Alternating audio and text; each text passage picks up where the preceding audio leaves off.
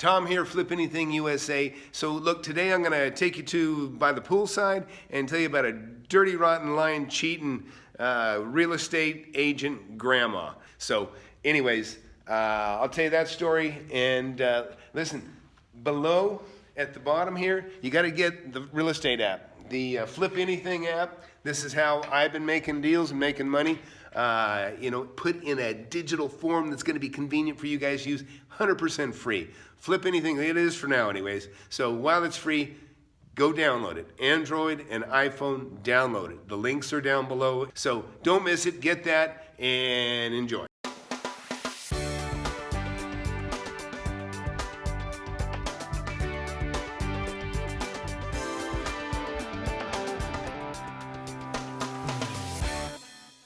Not too long ago, some of these deals, there's some deals I can't show you every single deal I work on.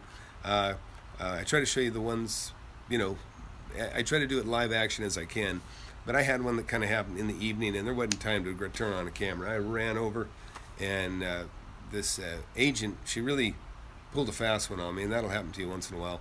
But she called me and said, look, got this house and do you want to buy it? And I said, well, yeah, I do. But I said, you told me it was sold last week. She said, well, they've got till 5 o'clock tonight to buy this thing, and they're playing with the price. And so I always tell, I've told you before, a lot of my best deals are by being number two. I'm like in line waiting. I get there, it's gone. I'm upset. Darn it, I missed it, right? But I don't give up.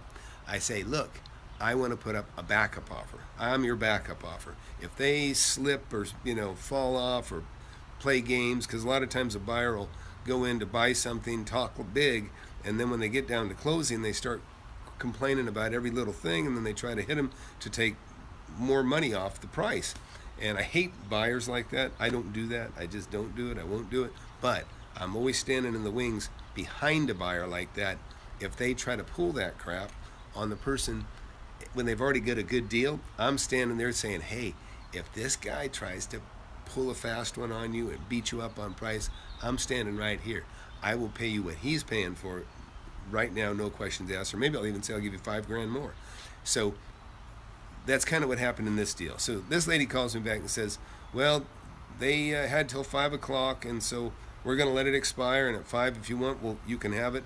And I said, what number do I got to hit? She told me, and it was a little more than probably they were paying. I said, okay, it's a deal. I said, but I don't want you going back to them. And she said, oh no, I'd never do that. So as soon as we get off the phone and we make a deal, I'm like heading over there with my checkbook. She calls me back and says, oh, well, they came back with more than your offer. I go, well, that doesn't make sense. You've already made a deal at a certain offer that was going to expire. Now you're telling me. What had happened is she called them up and said, hey, we got a guy that's going to pay it. Buy it if you don't. And then they upped their price to match what I'd offered. And then it really pissed me off. And this was a property that, to be honest, about a $400,000 property, and I was buying it for $285,000.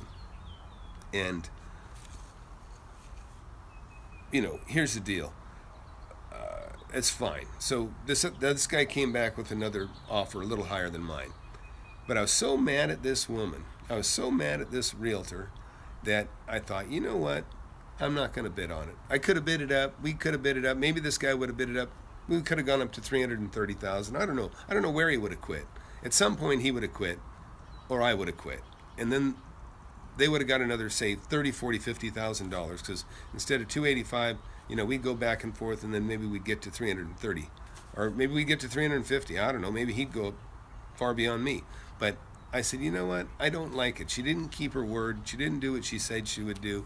So I just said, well, look, I expect you to make the deal that we agreed to. And if you don't, then, shame on you, whatever.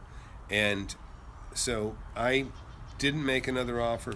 I let this other buyer get it. And so he got it. He closed the deal. And now I'm going to him and saying, hey, look, I could have bid this thing way up and bought you out of this if I wanted to. I hadn't talked to him yet, but my plan is to go back and talk to him, because I would rather give the new buyer $40,000 more than he paid for it than give it to the original seller who was playing games with me and this guy. So that just rubbed me wrong because of what she did.